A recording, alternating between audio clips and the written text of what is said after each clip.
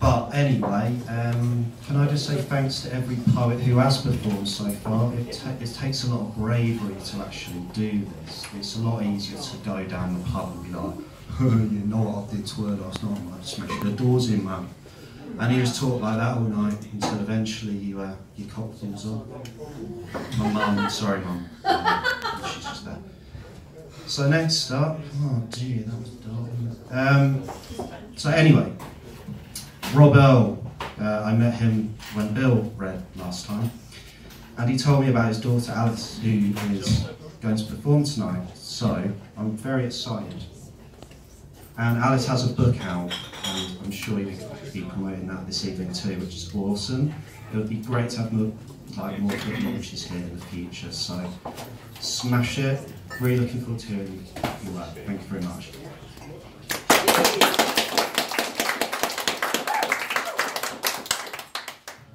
Unlike my dad, I am very not tall.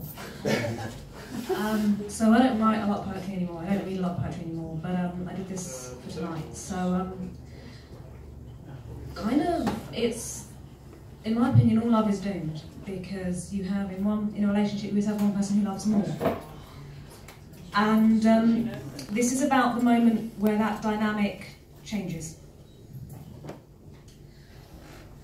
My heart is gone now, laid down like a welcome mat, and all I may do is pray your footsteps are as light as the white tips of your eyelashes, light as the yellow in the blue of your eyes, and you will let me lay a healing kiss on the places where your heel falls. Where my heart was, I keep a ledger of how to love you better, how to use other means to meet this deficit, to pay the balance left by my unworthy heart. At one remove, I feel my life move through you. I appraise myself in every touch, glance, and every loving word. When you turn away, it is like night, moonless, without horizon, stars, or any small thing by which I might navigate. Good God, it hurts. I see why I held myself aloof from this so long, while you loved selflessly, placing each affection on my account. And now, my debt is due. And now I have but the small change of grace, and fumble in my hollow chest for coins.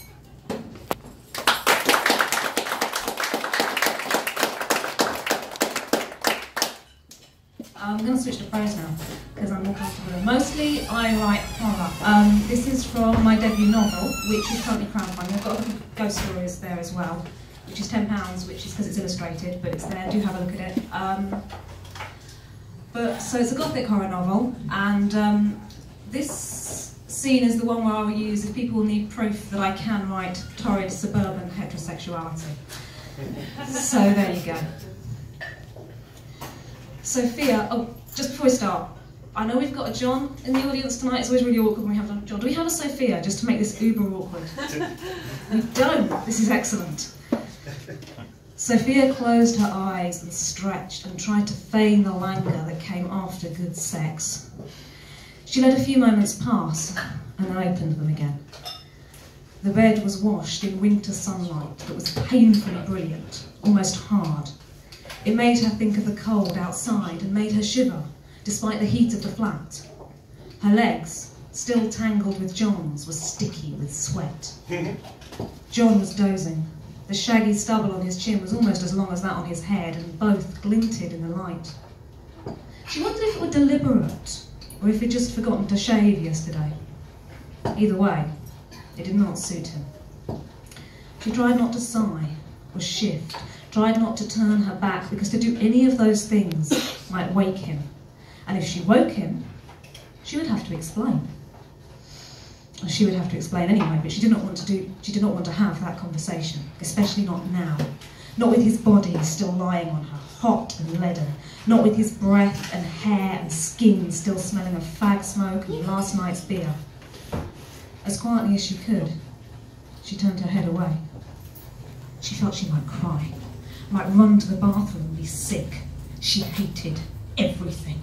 Hated herself, her stupid mind and her stupid body. hated the sick feeling in her stomach, hated her discomfort. More than any of that, she hated John, hated to look at him. A sob built in her throat, but she held her breath and choked it into silence. This is stupid, she told herself. This is so stupid. John's fingers were still cupped around her breast. Only a handful of minutes ago, he had been kissing her, telling her she was beautiful. And all she had wanted was for it to be over. Come on. Her internal voice was cruel, abrasive. This is John. Look at him. No, properly. He could have anyone he wanted. Somebody who was actually pretty. If you're thinking in terms of leagues, girl, stop it. John had claimed he liked her, the way she was. Small and dark and odd-looking. Stop it. Because John never used those words. No, he used words like gorgeous and sexy and beautiful, and so she could not believe him. Could not help but compare herself to the women in the porn that he still sometimes watched. You're tired, she thought, struggling to remain calm and in control. That's the only problem here. And you do need to talk to him about it. John did not sleep much longer. When he woke, his face looked puffy, blank.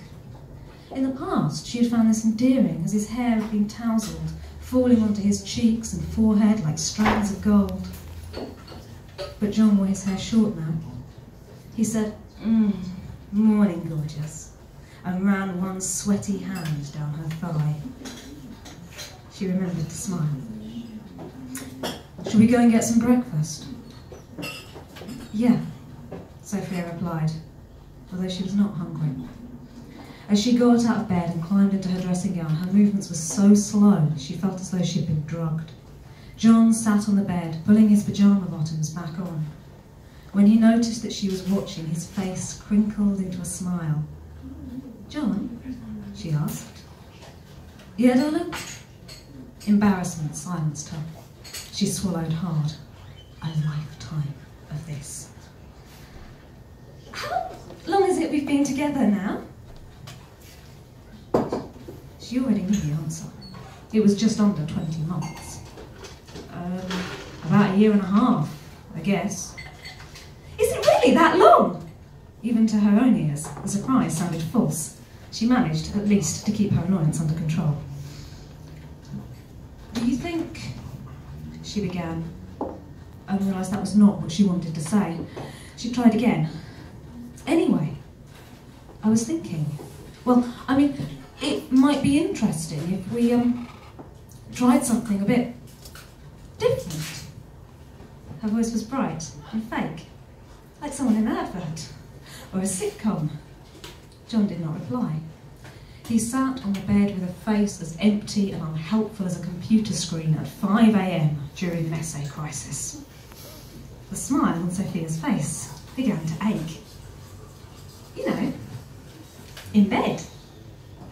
John began to frown. She ploughed on.